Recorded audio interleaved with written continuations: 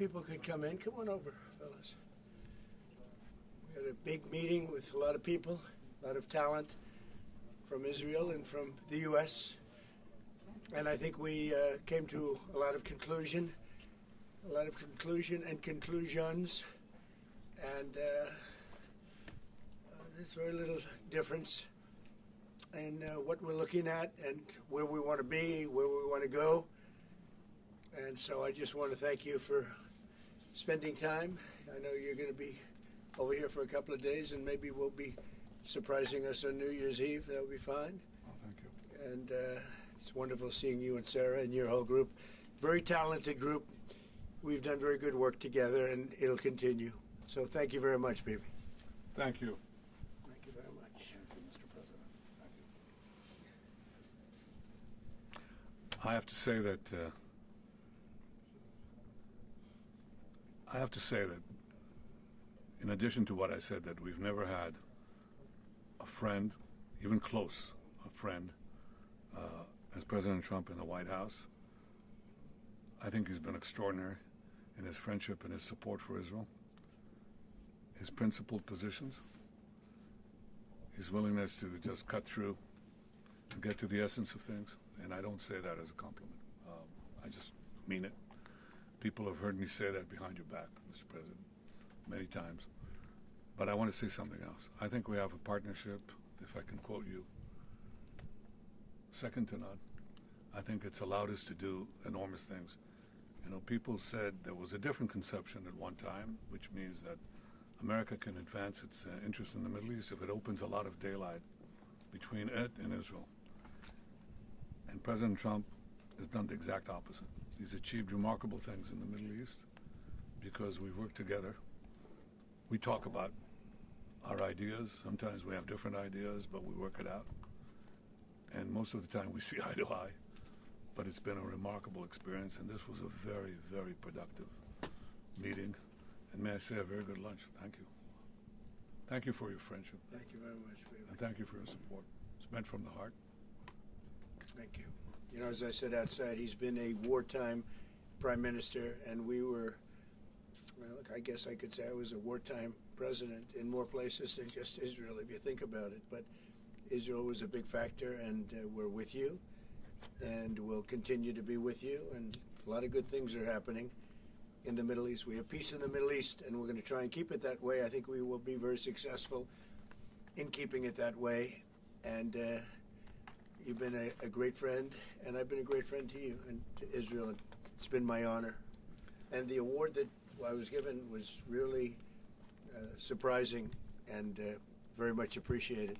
Well, President Trump has broken so many conventions to the surprise of people, and then they figure out, oh, well, maybe, he was right after all.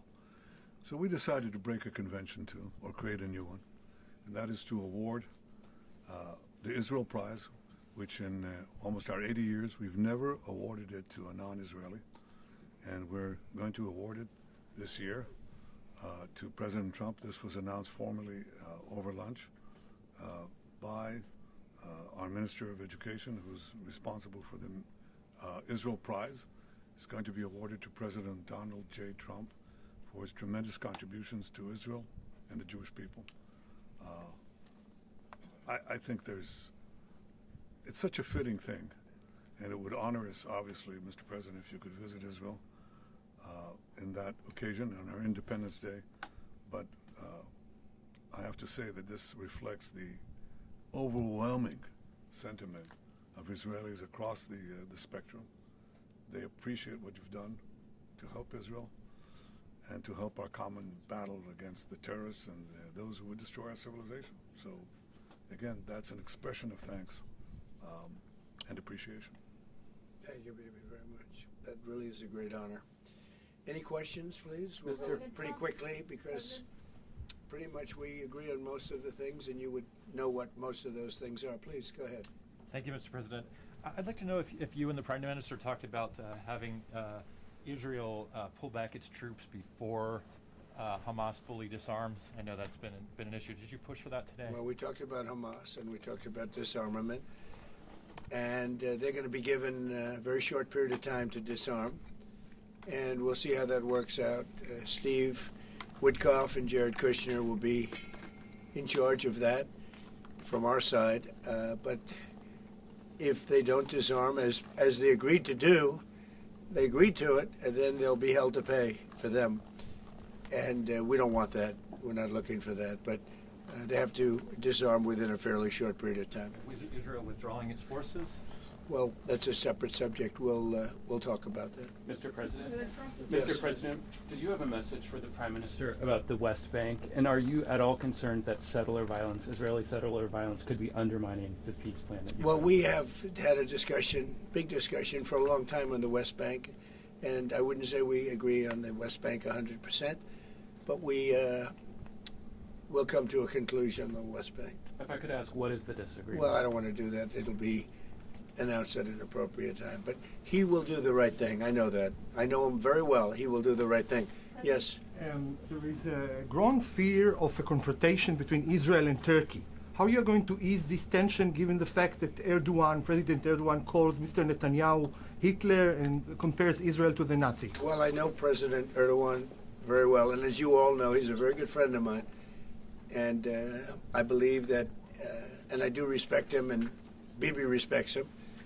And they're not going to have a problem. They're not going to have a problem. I know him very well. And you've seen me do things with President Erdogan and Turkey that nobody else could have done. We're not going to have a problem. He's done a fantastic job. I'm with him all the way. I'm with Bibi all the way. Nothing's going to happen. Yes. Mr. President, are you concerned that Israel is not moving quickly enough to phase 2 of the peace plan? Well, I'm not concerned about anything that Israel's doing. I'm concerned about what other people are doing or maybe aren't doing. But I'm not concerned. They've lived up to the plan. They're strong. They're solid. And sometimes they don't understand when somebody violates something that you want to give them a second chance. Well, we'll give them a couple of second chances. But no, Israel's lived up to the plan 100%. Don't forget, we made the plan possible by taking out Iran.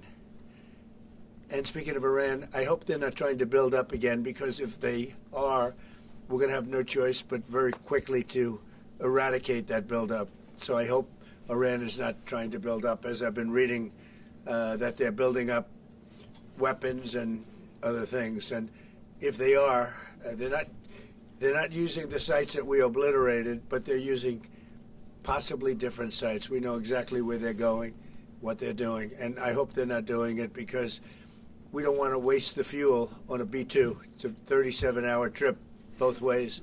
I don't want to waste a lot of fuel.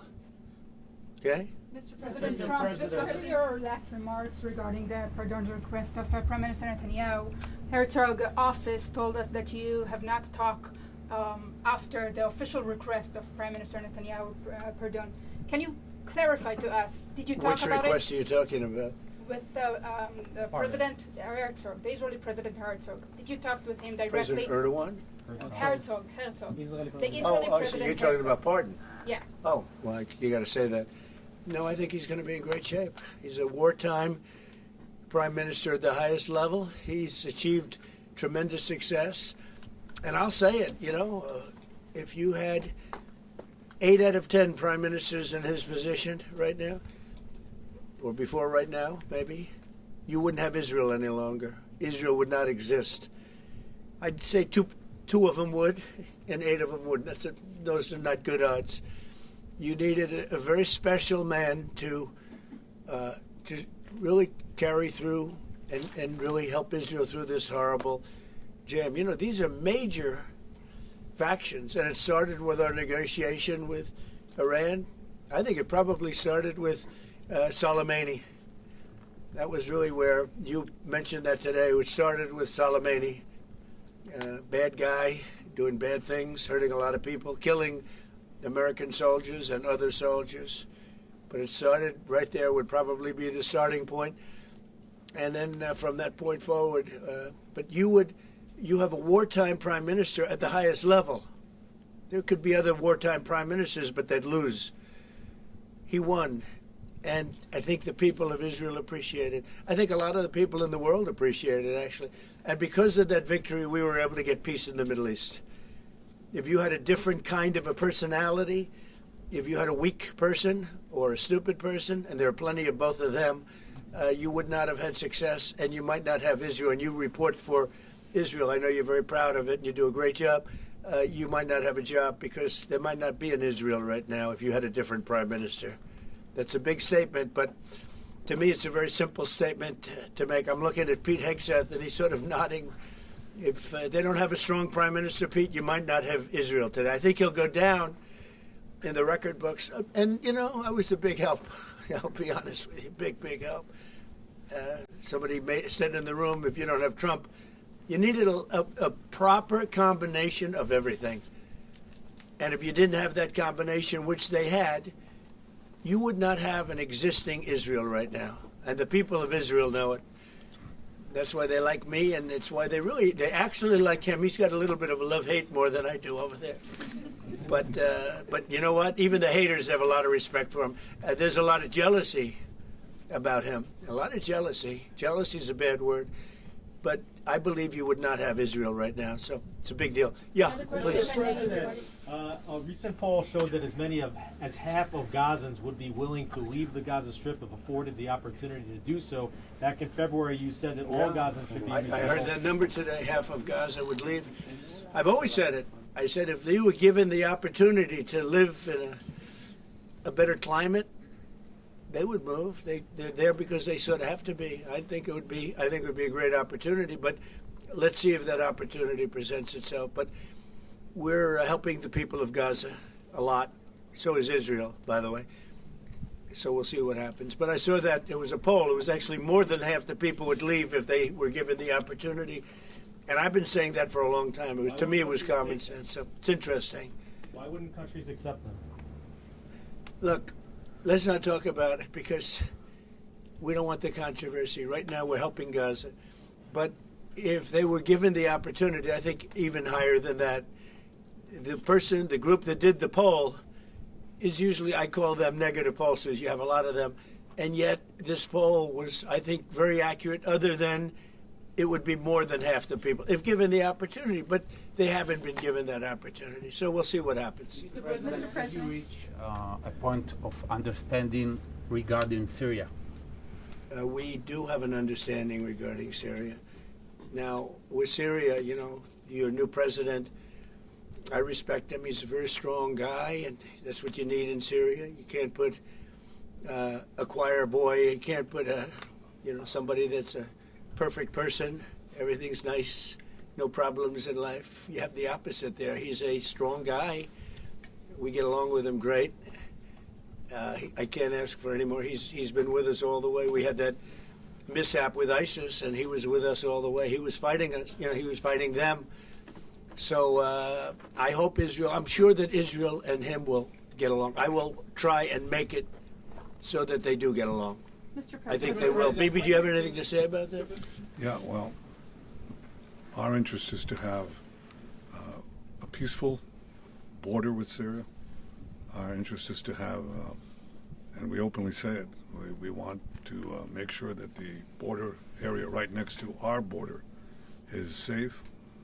We don't have terrorists, we don't have attacks, and we also want to secure our Druze friends. And by the way, I think not only the Druze, but other minorities, especially the Christians, should be protected as well in Syria and throughout the Middle East and in Nigeria. In your efforts, we back completely, because Christian communities are beleaguered around the world, and especially in the Middle East, but in parts of Africa too. And we stand for the same thing. And don't forget, it was President Erdogan that helped very much get rid of a very bad ruler of Syria. That was President Erdogan. And he never wanted the credit for it, but he really gets a lot of credit. Bibi agrees with that. I agree with it. I mean, I know it. And President Erdogan should get a lot of good credit for what he did. He got rid of some very bad people. And, you know, they've been wanting to do that for 1,000 years with different names, but for 1,000 years in Syria. President Erdogan did it, and we give him a lot of credit. I give him a lot of credit. But I think it's going to work out well between Syria and Israel. Mr. President, Yeah, go ahead, please. The Lebanese government, so what we saw is not meeting the terms of the ceasefire agreement, has failed to disarm Hezbollah actually. In your view, should Israel strike the terrorist organization again? Well, we're going to see about that. We'll see about it. The Lebanese government is at a little bit of a disadvantage, if you think of it, with Hezbollah. But Hezbollah has been behaving badly, so we'll see what happens. Mr. President, on China. How close are we to another operation of Israel in Iran? You said before the meeting with Netanyahu that you are in support of Israel if the ballistic missile project will take on, and also the nuclear weapon. But after the meeting, after what you know from the intelligence, how close are we to another war with Iran? Well, I don't want to say that, but Iran may be behaving badly. It hasn't been confirmed. But if it's confirmed, look, they know the consequences. Consequences will be very powerful, maybe more powerful than the last time. Yeah. And Iran should have made a deal the last time. I gave them the option. I said, you can make a deal. Do it. I told them, do it. And they didn't believe me. Now they believe me. Do you have evidence that Iran is behaving badly, and what do you mean by that? This is just what we hear. But usually, where there's smoke, there's fire. Have you heard the expression? But what do you mean related to the nuclear capabilities? Well, no, I'm hearing that they're not nuclear yet, but maybe nuclear too. The sites were obliterated, but they're looking at other sites. That's what I've heard. They're looking. Intelligence So it'll take a long time. They're not going to go back to where they were, but they have other places they can go. And if they're doing that, they're making a big mistake. Yeah, please. There's no reason for them to do it. Mr. President, is the United States currently open to engaging in bilateral discussions with Tehran? We're hearing reports from numerous countries that there may be some discussions. Is that something you would support, or something that is happening? Would. You Sure. would support that? I would, yes. Right now. Thank you, sir. I have been, by the way, before the war, I would support that. I said to him, baby, I said, let's negotiate. And they didn't believe what was going to happen would happen.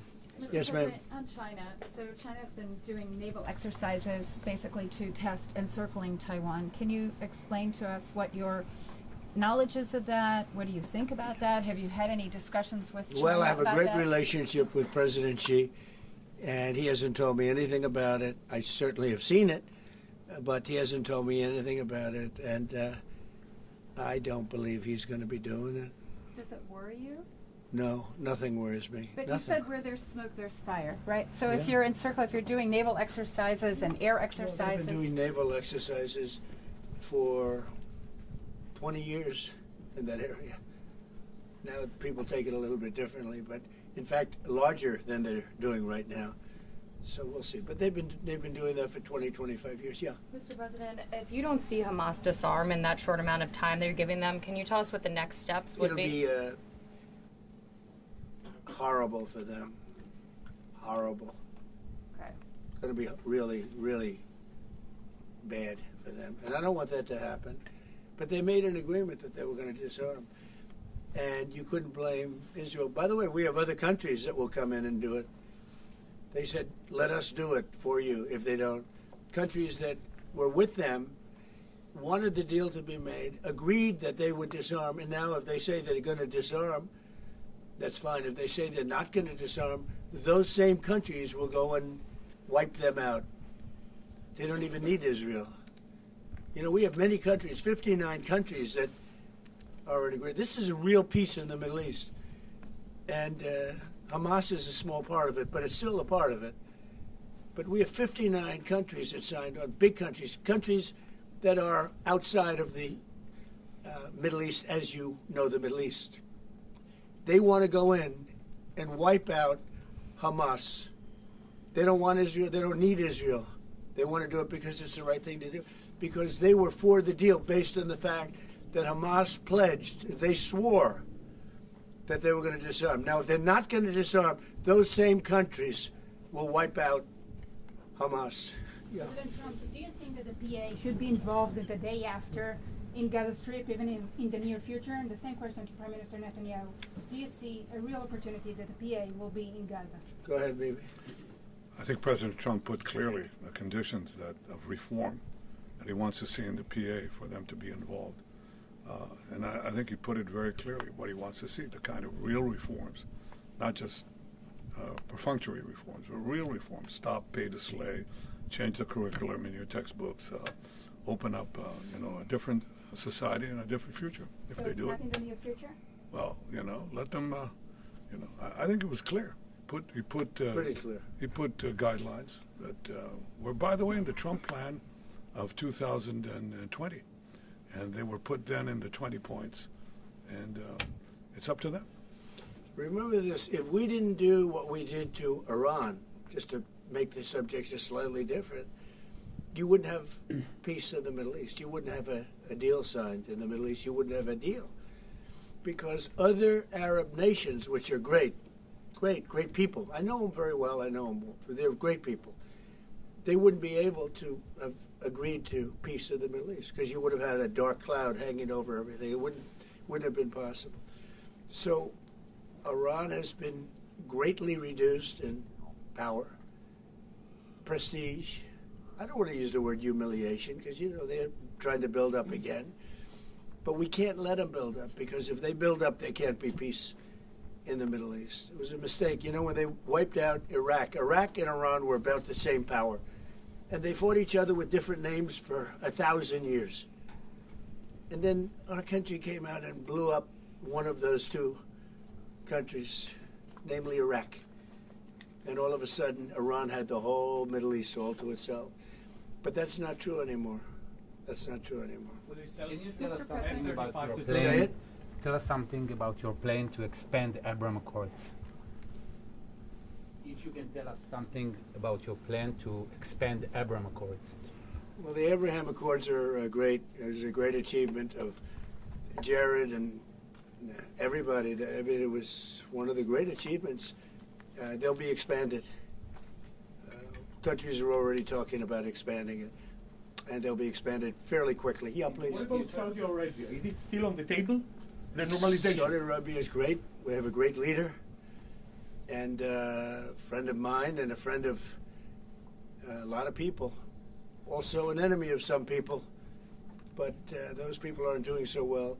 No, Saudi Arabia has been very good as far as I'm concerned. They've done everything that we can ask for. But normalization with Israel is on the They're table? getting along great with Israel. They will. And at some point, they'll sign the Abraham Accords. Mr. President, on the Fed, so one of the big domestic tasks ahead of you is to pick a new chairman for the Fed. Yeah. You've said that you have one favorite, but you're I also do. doing interviews. Still so do. Hasn't changed. Yeah, I'll announce them at the right time. There's plenty of time. Are you? But in the meantime, we're doing numbers that nobody's ever seen. We have $18 trillion coming in. We had a 4.3% GDP. They thought it was going to be 2%. And that's despite the Democrat shutdown. Had the shutdown not occurred, we would have had an extra 1.25. Think of that. We are doing, and also despite the fact that we have a fool at the Federal Reserve. I mean, Biden reappointed him, and it's too bad. You would have thought he wouldn't have done that. But he's an absolute fool who's building a new Federal Reserve, or he's doing a renovation of a building. Maybe he's up to $4.1 billion to do a renovation of a few very small buildings. It's the highest price in the history of construction. He's spending more money than any building has ever spent per square foot on the renovation of, as an example, I'm doing a magnificent, big, beautiful ballroom that the country has wanted, the White House has wanted for 150 years. It's a massive job, and it's a tiny fraction of that number. And we're under budget and ahead of schedule. Now, it's bigger than I told you. After realizing we're going to do the inauguration in that building, it's got all bulletproof glass. It's got all drone, they call it drone-free roof. So drones won't touch it. It's a big, beautiful, safe building. But it's a big project. For a tiny fraction of that, we're under budget and ahead of schedule. And they've wanted it for 150 years. Think of it, the Federal Reserve building, 2 buildings there, they don't know what they're doing. They're way over budget. I mean, this was built during the Biden administration, and I rode by it the other day, and it's headed by the head of the Federal Reserve, Too late, too late, Powell. Too late because he's always too late with interest rates, except before the election he was too early because that would have helped. That was supposed to help get her elected. It had no impact. We won all 7 swing states. So what do you But, think of... but no. We're thinking about bringing a suit against Powell for incompetence. Because think of it, these aren't outstanding buildings. These are small buildings. He's at $4 billion more. It's going to end up costing more than $4 billion. $4 billion. It's the highest price of construction. Again, Democrats, highest price of construction per square foot in the history of the world. There's never been. Gorgeous monuments are built for a much smaller price. So we're thinking about bringing a gross incompetence, what's called gross incompetence lawsuit. It's gross incompetence against Powell. And it was his baby. And the guy's just incompetent. I mean, there's nothing you can do about it. He's just a very incompetent man. But we're going to probably bring a lawsuit against him. Thank you all very much. I appreciate it. Bibi, congratulations. Mr. President, when do you expect an announcement then on Powell's replacement? January sometime. And will you ask Jay Powell to resign Well, from he the should board resign, entirely? be a favor to the nation. But he's come close. I mean, we're getting pretty close. I would fire him. I'd love to fire him, but we're so close, maybe. But maybe I still might. Will you sell F-35 to Turkey? Say it? Are you going to approve a selling of F-35 to the Turkish? We're thinking about it very seriously. And what is What your prevented- reaction They'll be to okay. this? They'll never use it. Thank you, press. I promise. Thank you, press. Thank you, press. Thank you, press. Thank you, everybody. Thank you, press. Never use it.